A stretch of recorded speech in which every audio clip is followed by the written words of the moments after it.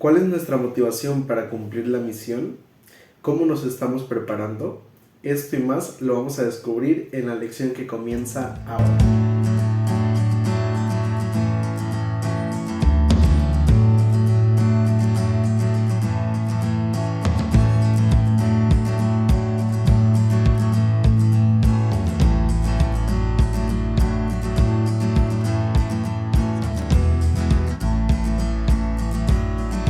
Hola, ¿qué tal amigos? Me da mucho gusto saludarles y darles la bienvenida una semana más a esta serie titulada Presente 7. Este es un espacio donde compartimos el estudio de la lección de cada semana y damos gracias a Dios porque ya estamos en la lección número 6 para el 11 de noviembre del año 2023. Cada vez más pues se acerca el final de este año y qué mejor manera de terminarlo que a través de esta lección, a través de la lección de este trimestre, una lección que nos está invitando y desafiando constantemente a cumplir la misión. Y ojalá que no quede en teoría, sino que realmente cada uno de nosotros podamos poner en práctica lo que hemos estado aprendiendo y pues de esa forma poder entonces verdaderamente cumplir la misión que Dios nos ha dado. Y vamos entonces a la lección número 6 que lleva como título Motivación y preparación para la misión. Tiene hasta rima, ¿no? Motivación, preparación para la misión. Y el versículo para memorizar se encuentra en Lucas capítulo 24, versículo 44, y dice allí el texto bíblico: estas son las palabras que les hablé cuando estaba aún con ustedes, que era necesario que se cumpliese todo lo que está escrito de mí en la ley de Moisés, en los profetas y en los salmos. Un versículo que más adelante, conforme vayamos avanzando en el estudio de la lección, podremos analizar, pero es que la lección de esta semana se centra básicamente en eso, ¿no? En cómo nos estamos motivando, cuál es nuestra motivación como iglesia, como cristianos para cumplir la misión. Si solamente se trata de alcanzar un objetivo o si nuestra motivación es por enaltecernos a nosotros mismos o si realmente estamos queriendo pues enaltecer a Dios. Y también pues la lección se va a encargar de responder a la pregunta: ¿cómo nos estamos preparando? Porque si bien es cierto que en ocasiones podemos estar bien motivados para cumplir la misión con el único propósito de llevar almas a los pies de Cristo Jesús, en ocasiones nuestra preparación no es igual a nuestra motivación.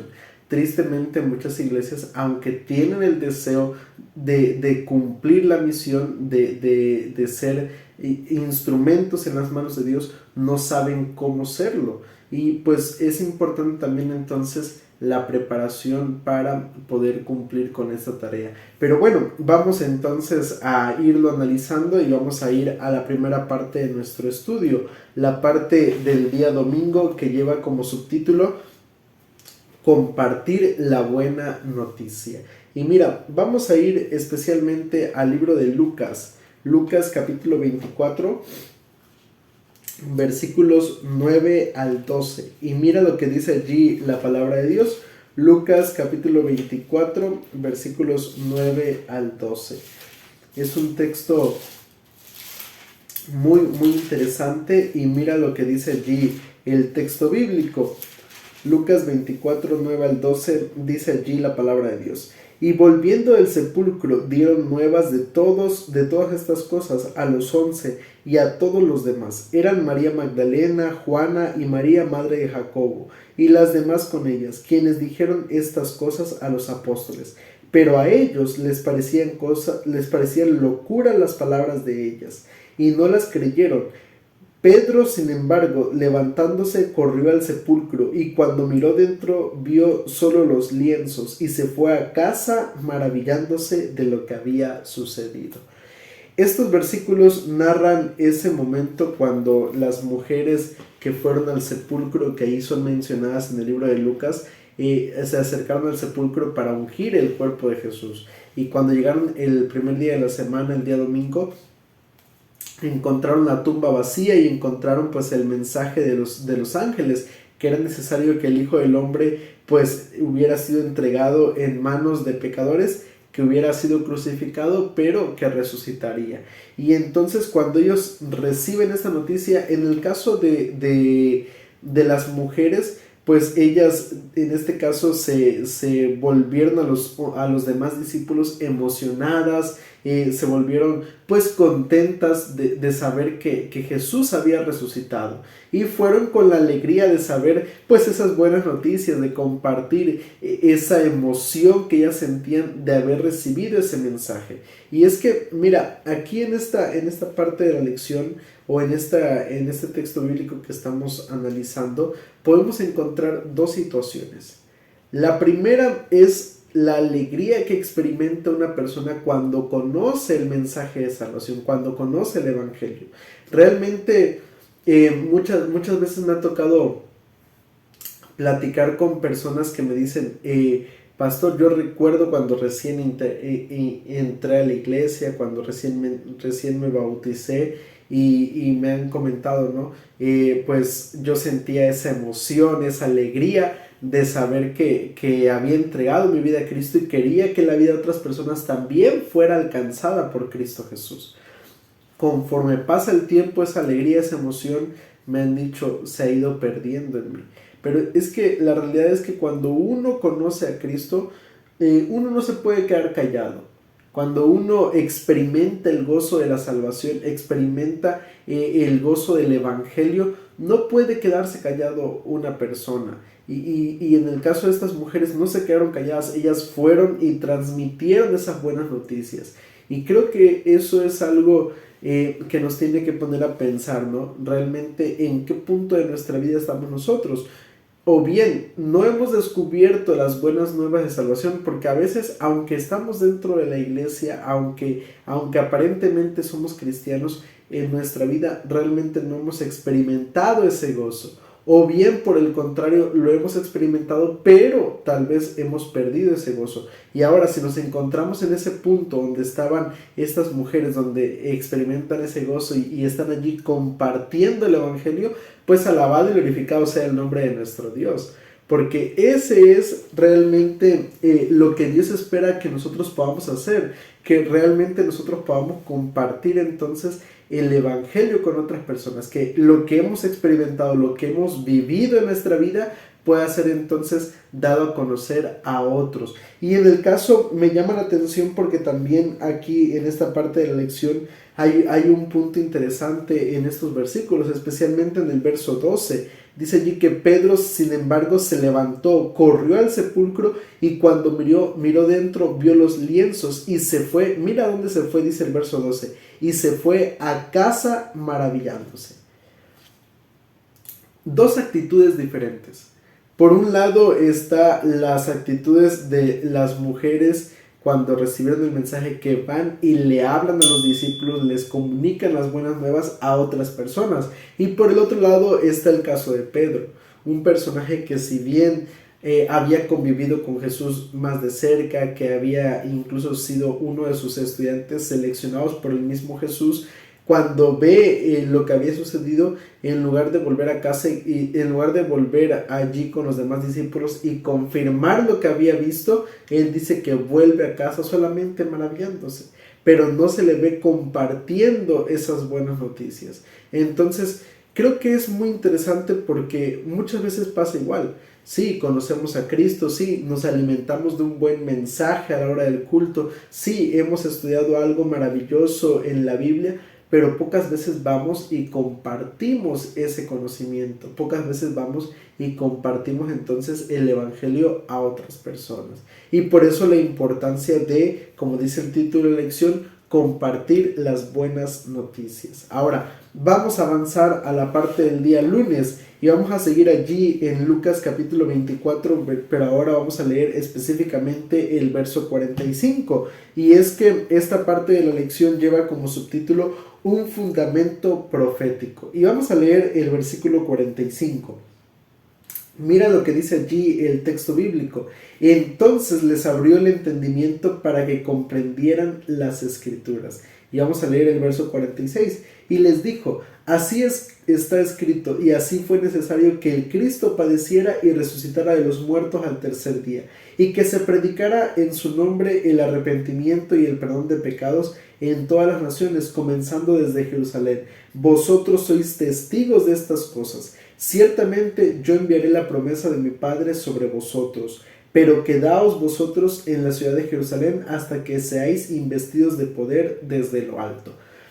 Mira, realmente en estos versículos vemos a Jesús presentándosele a sus discípulos después de su resurrección, y cuando les habla dice allí que en primer lugar Jesús pues se presenta delante de ellos y les invita a mirar las marcas en sus manos, en sus pies, en sus costados, a palparlo, a ver que realmente era alguien de carne y hueso y que no era un espíritu, y para comprobarles que sí era, pide algo de comer. Pero Jesús no solamente le muestra estas pruebas físicas, sino que específicamente los lleva en este caso a descubrir a través de las escrituras y a confirmar que realmente Él era el Mesías. Y mira, esto es algo, la verdad, muy importante, y a mí me gusta mucho cómo lo aterriza el autor de la lección en esta sección, y me gustaría por lo menos darle lectura a algunos pensamientos. Él dice lo siguiente: Jesús no se limitó a mostrarles sus cicatrices y a comer pescado delante de ellos. En lugar de eso, los llevó a la palabra y les mostró el fundamento profético de su obra y su ministerio. Es decir, por más intensa que fuera la experiencia que tuvieron con Él, Jesús todavía quería que su fe se basara en la palabra de Dios. Y eso debiera ser en este caso para nosotros como cristianos el fundamento más grande de nuestra experiencia espiritual. Muchas veces, y creo que es importante enfatizar este punto, porque en muchas ocasiones cuando a veces conversamos con personas que están allí, en este caso que han conocido el Evangelio, que se han ido distanciando o que han ido en busca de otras cuestiones en su vida, y muchas veces yo le he comentado: mira, eso es lo que tú sientes, eso es en este caso lo que tú crees que es correcto, pero la pregunta sería: ¿qué enseña realmente la palabra de Dios? ¿Qué realmente es lo que Dios desea para nuestra vida? Y creo que eso es importante, porque cuando cuando nuestra vida espiritual se basa únicamente en las emociones, en nuestros sentimientos, eso nos puede llevar a otros caminos, nos puede llevar a desviarnos de la palabra de Dios. Y creo que sí es importante ser muy cuidadosos con este aspecto de nuestra vida espiritual, porque nuestro fundamento, nuestra vida espiritual no puede estar cimentada únicamente en cómo me siento, en mis emociones, sino en este caso tiene que estar fundamentada en la palabra de nuestro Dios, en esa palabra que es una palabra profética y que es la más segura de todas. El autor de la lección sigue también diciéndonos en este caso: aquí también encontramos una poderosa motivación para la testificación, para la misión, que es la palabra de Dios. Realmente la palabra de Dios es algo impresionante que puede ser una gran motivación para nuestra vida, y que por supuesto es el arma más poderosa con la que contamos como cristianos. Es realmente una espada de dos filos que penetra hasta lo más profundo del corazón humano, y creo que eso es algo que realmente tenemos que tener como base para nuestra vida espiritual y también para la predicación del Evangelio. A veces predicamos el Evangelio, pero solamente predicamos de lo que hemos escuchado, predicamos o hablamos a la gente de algunas experiencias personales, pero creo que no hay aspecto que sea tan importante o que sea más importante que la palabra de Dios. Realmente creo que lo único que va a poder llevar a las personas a convencerse y a entregar su vida a Cristo Jesús y a convertirse, en este caso, es tener la palabra de Dios como fundamento de nuestra fe. Y realmente es que la Biblia, nosotros como adventistas creemos que la Biblia es el único fundamento para nuestra fe, es el único lugar donde nosotros podemos verdaderamente hacer de la Biblia, pues en este caso, nuestra manera de vivir, de ese manual para nuestra vida. Y bueno, vamos a continuar avanzando y ahora vamos a ir a la parte del día martes.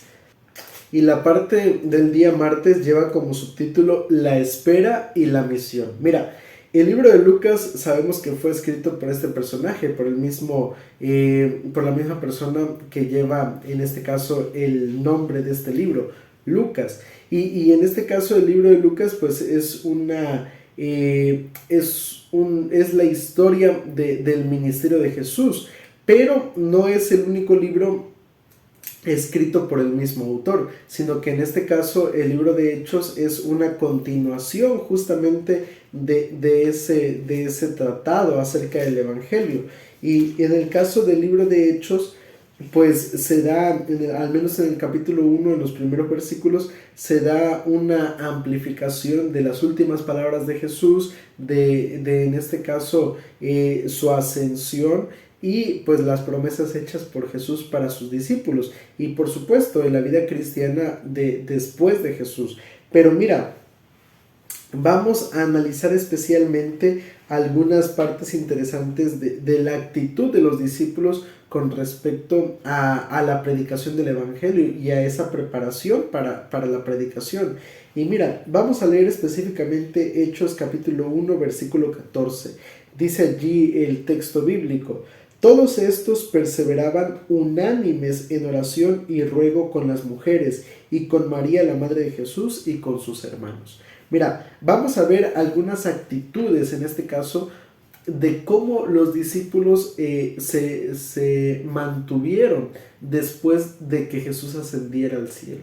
¿Cuáles fueron algunas actitudes? En primer lugar, ellos se prepararon para el cumplimiento de la misión a través de la oración. Y mira, la realidad es que si queremos, yo escuchaba hace un tiempo un pensamiento que en lo personal me gusta mucho, y el pensamiento dice: si queremos ver un gran movimiento de evangelización, primero tiene que haber un movimiento de oración.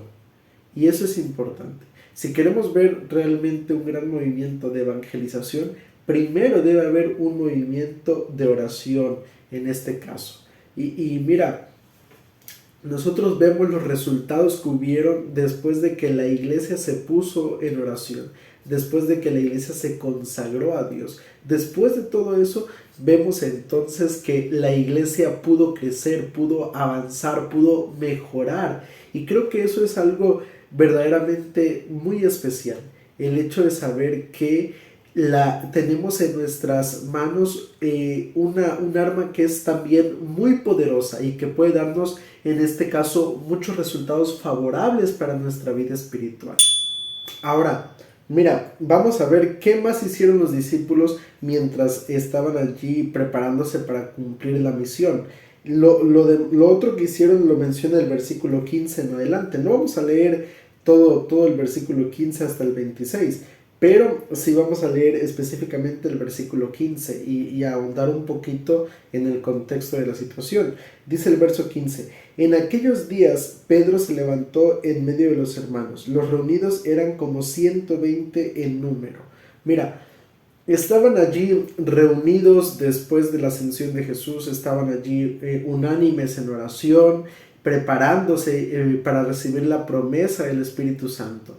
Pero mientras hacían todo eso, también se prepararon para ver en este caso quién ocuparía el lugar de Judas. Recordemos que Judas pues había entregado a Jesús y en este caso pues había decidido terminar con su vida.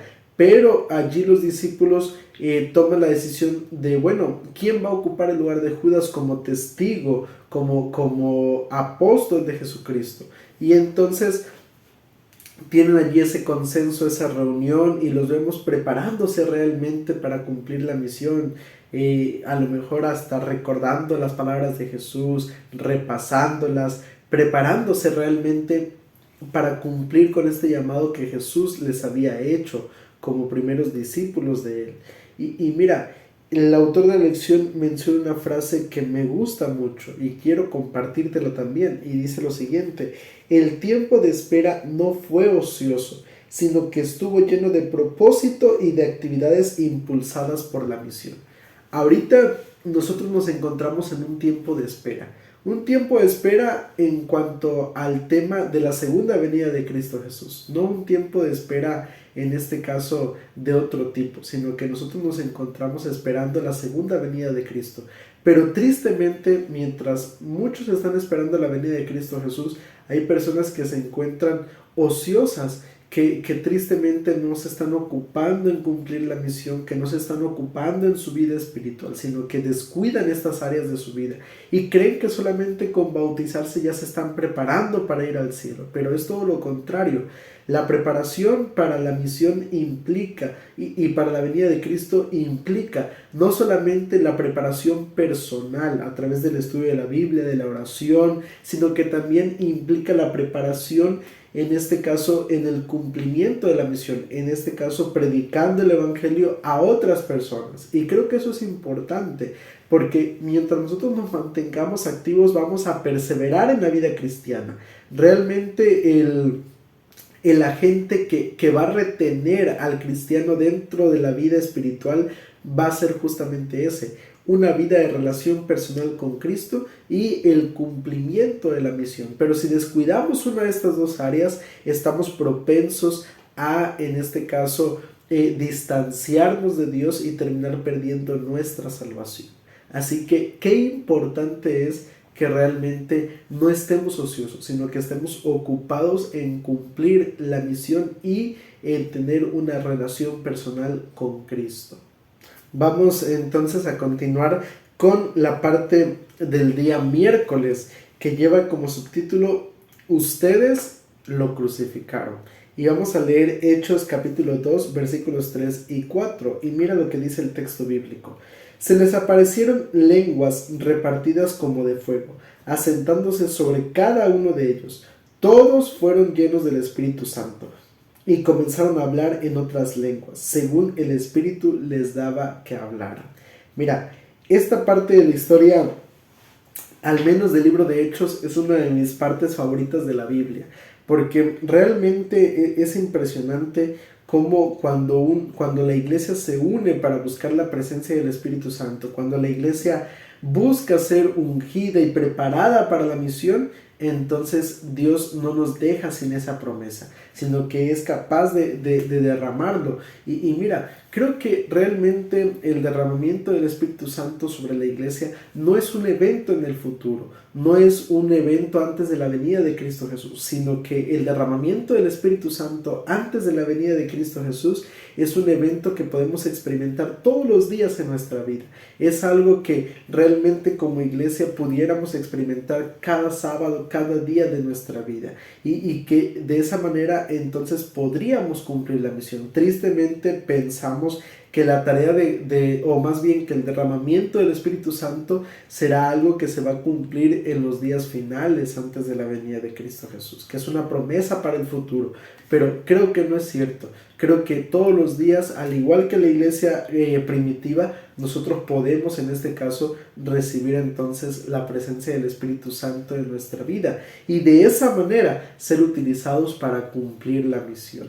Mira, en el caso de los discípulos, ellos habían estado orando, habían estado pidiendo la presencia del Espíritu Santo, recibieron entonces esta promesa y dice el texto bíblico que en este caso todos fueron llenos del Espíritu Santo y todos fueron utilizados por Él a través del don de, en este caso, de lenguas. Y mira, esta parte es una parte que nos lleva entonces a pensar que en este caso cuando Dios nos llama a cumplir la misión, Él nos va a utilizar con todos nuestros dones, con nuestros talentos, con esas habilidades de las cuales Él nos ha dotado. Y justamente lo ha hecho con ese propósito, nos ha dotado de esas habilidades con ese propósito, con la idea de que podamos entonces cumplir la misión. No es para que nos veamos más bonitos, para que seamos más interesantes, no. Realmente la razón por la cual Dios nos ha hecho como somos y nos ha dado los dones y talentos que tenemos es para que podamos cumplir la misión. Y no importa realmente qué don tengamos, no importa en este caso qué habilidades poseamos en nuestra vida, sino cómo las dirigimos, cómo las utilizamos para el servicio a Dios. Los apóstoles realmente ellos ni siquiera sabían hablar en lenguas, ellos no sabían hablar en otros idiomas, porque cuando la Biblia habla de hablar en lenguas, no se está hablando acerca de un idioma que nadie puede interpretar, sino está hablándose en este caso de poder pues comunicarse en otros idiomas. Los apóstoles eran simples pescadores, eran personas que no estaban tan preparadas, pero a pesar de ello fueron utilizadas por Dios a través de estos dones y de muchos otros de los cuales Dios los capacitó para entonces cumplir la misión. Y creo que realmente es algo sobre lo cual hay que meditar en nuestra vida, porque a veces hemos sido dotados de dones, pero no han sido utilizados para el servicio a Dios. Y creo que eso es algo verdaderamente fundamental, que utilicemos nuestros dones, nuestros talentos al servicio de Dios. Bueno, vamos entonces a la última parte del estudio, la parte del día jueves, un retrato de la iglesia primitiva. Y vamos a leer una de las partes más bonitas de toda la Biblia. Hechos capítulo 2 versículos 41 al 47. Digo, en lo personal es una de las partes más bonitas de la Biblia porque pues cuánta gana o cuánto deseo no tengo yo de ver una iglesia así. Realmente, al menos hablando desde el punto de vista como pastor, me encantaría ser pastor de una iglesia como esta. Y creo que hay muchas iglesias hermosas, iglesias que son muy lindas, pero también tristemente hay iglesias que se han desviado mucho de ese ideal. Y por eso me gustaría leerlo y ojalá que cada uno de nosotros al reflexionar de esta parte de la lección podamos hacer lo posible por contribuir en tener una iglesia como esta. Mira lo que dice Hechos 2, 41 al 47.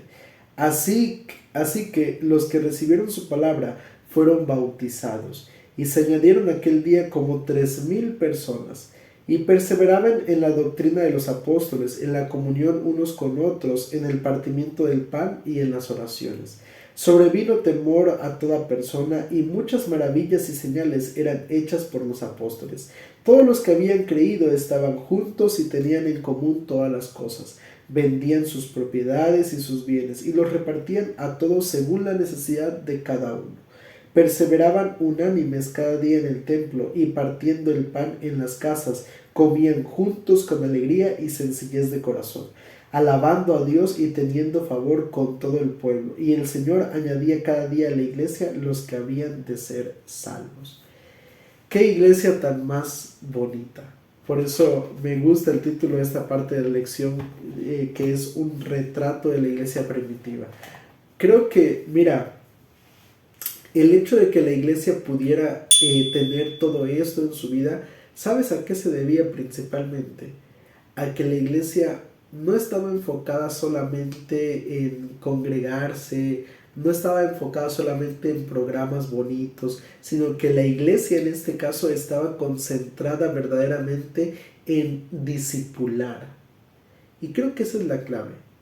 Creo que si queremos cumplir la misión, debemos prepararnos para discipular y nuestra motivación debe ser esa, debe ser hacer más discípulos de Cristo Jesús. Y vemos a la iglesia que bautizaba, vemos a la iglesia que perseveraba en la doctrina, vemos a una iglesia unida, vemos a una iglesia hermanada, una iglesia que realmente mostraba ese amor fraternal. Y mira, Dios desea eso para nuestra iglesia hoy en día. Ese es el ideal de Dios, que podamos reproducir esta iglesia en la iglesia de hoy en día. ¿Cómo lo vamos a hacer? Pues justamente haciendo lo mismo que la iglesia primitiva hacía. Creo que es importante que nosotros como iglesia hoy en día, si queremos cambiar, si queremos mejorar, debemos entonces buscar realmente esos elementos que hicieron de la iglesia primitiva lo que fue. Una iglesia misionera, una iglesia discipuladora, una iglesia unida, una iglesia que realmente esperaba con ansias la venida de Cristo. Hoy en día nuestra iglesia se ha enfriado, se ha alejado mucho de ese ideal, pero creo que no es demasiado tarde para hacerlo volver, para que podamos realmente hacer de esa iglesia que funcione. Y creo que es allí donde cada uno de nosotros tiene entonces ese deber, esa responsabilidad para con Dios, de contribuir, de colocar su granito de arena para hacer que esa iglesia pueda ser una realidad. El problema es que muchas veces, en lugar de contribuir, destruimos ese ideal y al contrario, muchas veces afectamos esa situación. Pero mira, creo que la lección no pudo haber terminado mejor, más que mostrándonos eso, esa motivación principal y cómo la iglesia se preparaba para discipular. Y es lo que nosotros tenemos que hacer, enfocarnos y prepararnos para discipular. Y de esa manera podremos entonces tener una iglesia como esta. Y mira, me gustaría de forma personal invitarte a que coloques allí en la parte de los comentarios el nombre de tu iglesia. Me gustaría orar por ti. No importa si no eres adventista o de la iglesia que sea. Creo que al final de cuentas Dios también, como dice la palabra, como dice su palabra, tiene ovejas en diferentes, en este caso, lugares y creo que es importante que Dios nos lleve a esa iglesia definitiva, a esa iglesia y a ese pueblo especialmente que Él está preparando para su segunda venida. Así que si tú estás viendo este comentario, no te vayas sin escribir el nombre de tu iglesia. Me gustaría especialmente orar por tu iglesia y de esa manera que Dios nos ayude a hacer un retrato de la iglesia. Y como parte de la conclusión me gustaría leer contigo lo que son los desafíos. El desafío general es: piensa en alguien en tu vida que desearías que fuera creyente. Ora cada día para que esa persona tenga una experiencia personal con Jesús. Y el desafío avanzado es: ¿a quién estás discipulando y conduciendo a una relación con Jesús? Busca maneras de guiar a esa persona a la comunión con otros creyentes. Así que ahí está la invitación de la lección de esta semana y ojalá que realmente pueda ser entonces una bendición y que de esa manera podamos estar preparados y motivados para cumplir la misión. Vamos a ver. Querido Padre que estás en los cielos, santificado y alabado sea tu nombre. En esta hora queremos darte gracias, Señor, por permitirnos repasar en la lección de esta semana. Queremos suplicarte, Padre, que tú nos des sabiduría, que nos ayude, Señor, y que en cada decisión que tomemos como iglesia siempre sea lo mejor para todo nuestro pueblo. Y que podamos, Señor, realmente pues ser una iglesia que discipula, que lleva a las personas a conocerte y a entregar su vida y a ser convertidos realmente al Evangelio, Señor. Nos entregamos en tus manos y te lo pedimos todo esto en el nombre de Cristo Jesús. Amén.